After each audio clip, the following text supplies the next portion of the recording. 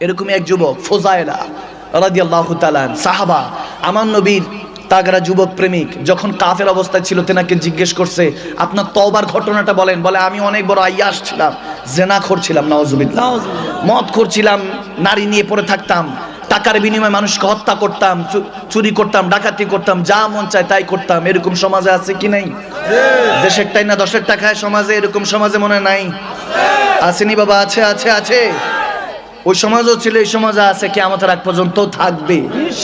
ঠিক কি না? কিয়ামতের আগ পর্যন্ত থাকবে এরা।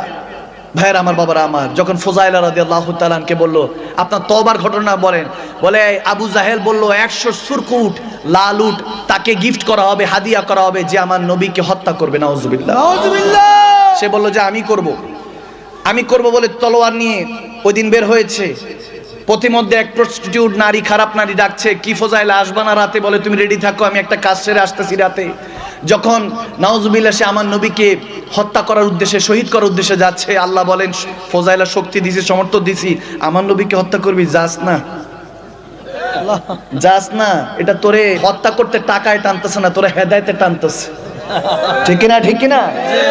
বলে যাস না। গরিমানি অহংকার নিয়ে যাচ্ছে। এখন সে ইহুদি ছিল তো, খানায় কাবা দেখে যে আমার নবী খানায় কাবার মধ্যে তাওয়াফ করতেছে। লাব্বাইক আল্লাহুম্মা লাব্বাইক বলে আমার নবী আল্লাহর প্রেমে যখন ধ্যানে, এখন ফজাইলা চিন্তা করতেছে আমি একটু ছদ্মবেশ ধরি। কিছু কিছু আছে এরকম মুসলমান, দেখবেন মুসলমানের সাথেই থাকে, দাড়ি টুপি সব একরকম, কিন্তু নবীর দুশমন। সবই একরকম, সব মানে আল্লাহর জান্নাত, আল্লাহর নামাজ, আল্লাহর সমস্ত হুকুম আহকাম সব মানে, কিন্তু নবীর ব্যাপারে আসলে বলে একটু সমস্যা আছে। আওয়াজ দেন, আওয়াজ দেন। নবীর ক্ষেত্রে আসলে তাদের চুলকানি বেড়ে যায়। আছে কি নাই? আচ্ছা, যখন এরকম হলো, আল্লাহ মানলে নবী মানা নয়, নবী মানলে আল্লাহ মানা হয়। এখনো অনেক ধর্মের অবলম্বী আছে যারা এক আল্লাহর নামে কোরবানি দেয়। ওই গরুর গোশ, ওই কোরবানির গোশ খাওয়া কি জায়েজ আছে? নাই। দেখেন ভাইয়ের আমার, আমি কখনো কন্ট্রাডিকশন করি না, অনেকে জানে। আমি কাউকে কখনো ছোট করি না। আমি মনে করি হেদায়েতের মালিক কে? যতই গিলাই কোনো লাভ হবে না। যদি নবীর প্রেমটা অন্তরে দান করে আল্লাহ, হেদায়েত দান করে, তখনও না আসবে। ঠিক কি না? যখন ফজাইলা কাছাকাছি গেছে, এখন নবী তাওয়াফ করছে, সে ফজাইলা তাওয়াফ করছে। এখন সে বলতেছে আমি যখন নবীজিকে হত্যা করার জন্য চিন্তা করছি, ছুরিটা তলোয়ারটা লুকায় রাখছি, নবীজি যখন আমার সামনে দিয়ে যায়, কেমন জানি একটা ভয় দাবদাবা শুরু হয়ে যায়। আমার ভয়, অন্তরের মধ্যে ভয় থাকতে থাকে যে আমি মারতে পারবো না। এতদিন আমি ফজাইলা কত শক্তিশালী পালোয়ান রে কাইদ করে দিছি, কিন্তু আমার নবী যখন সামনে দিয়ে যায়, তখন আমার মনের মধ্যে একটা ভয় কাজ করতে থাকে। নবীর উপরে আক্রমণ করতে পারি না। নবীজিও তাওয়াফ করতেছে, আমি ফজাইলাও তাওয়াফ করছি। তাওয়াফ করতে করতে এক তাওয়াফ, দুই তাওয়াফ, তিন তাওয়াফ করতে করতে এরকম পঞ্চম ষষ্ঠ তাওয়াফ করার পরে নবীজির কাছে যখন এসেছি, তখন নবীজি আমার কাছে এসে বলতেছে এ ফজাইলা, এখনো এক তাওয়াফ বাকি আছে তোমার। আল্লাহু আকবার, সুবহানাল্লাহ, সুবহানাল্লাহ বলেন। আমার নবী কি সেই বান্দার খবর কি জানে কি জানে না? এই ক্ষমতা নবীকে দান করছে কে? আল্লাহ করলে মোল্লারটা শুনবো না? আল্লাহ, আপনারা আওয়াজে হুজুর মোল্লারটাই শুনবো, কারটা শুনবো? আল্লাহটা শুনবো। যখন এরকম করলো ফজাইলা, তখন বলতেছে আমি তো তখন ভীতু সংকট করলাম যে আমি 6 তাওয়াফ করছি, উনি কেমনে জানে? নবীজি তখন বুকের মধ্যে হাত দিয়ে বলল যা, আমি আমার জন্য যেটা করতে আসছিস সেটা বাদ দে। ফজাইলা তাওয়াফ করে নে। বলতেছে আমি তাওয়াফ করবো, সমস্যা নাই, আপনি কেন এটা বলছেন? বলে তাহলে বাদ দে, যেটা করার জন্য আসছিস ওটাই কর, যেটা করতে আসছো সেটাই কর। ওটা যখন বলছে, ফজাইলা বলতেছে, যখন আমার নবী বলতেছে 6 তাওয়াফ করেছস, আর তাওয়াফ বাকি আছে, ফজাইলা তাওয়াফ করে নে। বলতেছি কেন? আপনারটা শুনবো কেন? বলতেছে ঠিক আছে তাহলে যেটা করতে এসেছিস সেটা কর। ফজাইলা তখন বলতেছে আমার শরীরের মধ্যে একটা বিদ্যুতের ন্যায় একটা এমন অবস্থা জারি হয়ে গেল, আমি আমার নিজের হোশ আওয়াজ খুলে ফেললাম, হারিয়ে ফেললাম। আমার হাত থেকে ওই তলোয়ারটা পড়ে গেল, আমিও আমার নবীর কদমে পড়ে গেলাম আর বললাম ইয়া রাসূলুল্লাহ, আপনাকে হত্যা করতে এসেছিলাম, শহীদ করতে আসছিলাম। নাউজুবিল্লাহ, ইয়া রাসূলুল্লাহ, আমি আপনাকে এখন চিনি নাই, এতক্ষণ চিনি নাই। এখন আপনার নূরের চেহারার মধ্যে আমি অন্য কিছু দেখে ফেলেছি। এখন আর দুনিয়া আমাকে ঘাস করতে পারবে না। ইয়া রাসূলুল্লাহ, আমাকে কলমা পড়ান। তখন সেই ফজাইলা সেখানের মধ্যে কলমা পড়ে আমার নবীর কাছে বায়াত হয়ে মুসলমান হয়ে গেল। যখন সে এখন ওই গলি দিয়ে চলে যাচ্ছে, হেঁটে যাচ্ছে, ওই নারীরা ডাকে এই ফজাইলা আয় আমার কাছে আয়। সে কান্না করে বলে রাগ, বাদ দে, এতক্ষণ দুনিয়াদারির মধ্যে ছিলাম, যখন নবীর কাছে গিয়েছি মাল্লাহুল মাওলা ফালাহুল কুল্লু, নবীর কাছে গিয়েছি আল্লাহর হয়ে গিয়েছি, যখন আল্লাহর হয়ে গিয়েছি সারা দুনিয়া আমার হয়ে গিয়েছে। হয়তোবা সেদিন ফজাইলা বলতেছিল নবী না হয়ে এই দুনিয়ায় না হয়েছি ফেরেশতা খোদার, হয়েছি গো নবী উম্মত আপনার, তার তোরে শুকুর হাজার বার। সুবহানাল্লাহ সুবহানাল্লাহ তাকবীর আল্লাহ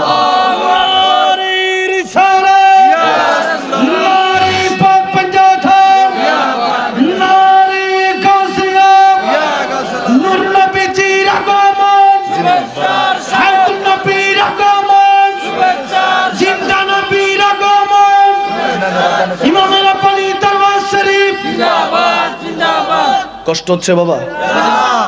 সমাজের মধ্যে কুসংস্কার আছে কি নেই? আছে। আমাদেরকে কুসংস্কার বেশি শিক্ষা দেয়। বিড়াল একটা যদি কালো বিড়াল সামনে দিয়ে যায়, যাইস না, ঝামেলা আছে সামনে।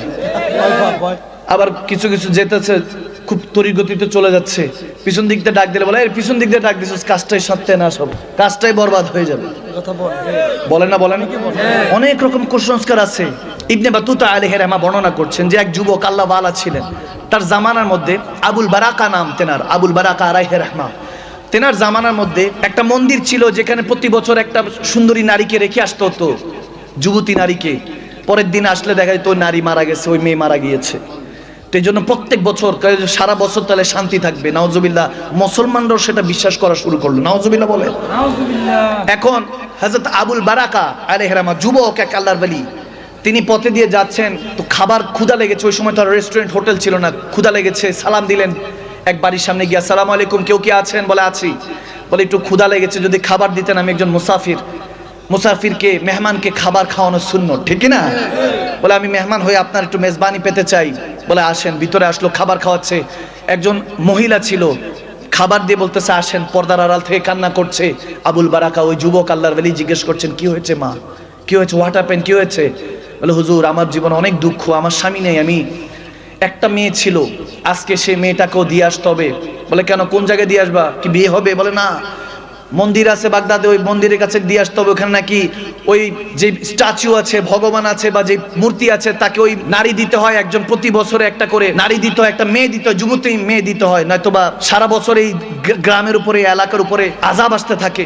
আমার মেয়েটাকে একটাই মাত্র মেয়ে দিয়ে আসতে হবে আজকে। বলেন কি, এটা আবার কোন ধরনের কুসংস্কার? বলে এরকম দিতে হয়, নয়তোবা এলাকার ময় মুরব্বীরা আমাকে গালমন্দ করবে, দিতে হবে, কিছু করার নেই। তখন ওই আল্লাহর ওলি আবুল বারাকা আলাইহির রাহমা তিনি বলতেছে মাগো সমস্যা নাই, আমিও দেখতে একটু যুবক, দাড়ি দুড়িও কম, এক কাজ করেন, ওই আপনার মেয়ের ড্রেস আমারে পরে আমারে রেখে এসেন। সুবহানাল্লাহ বলেন না?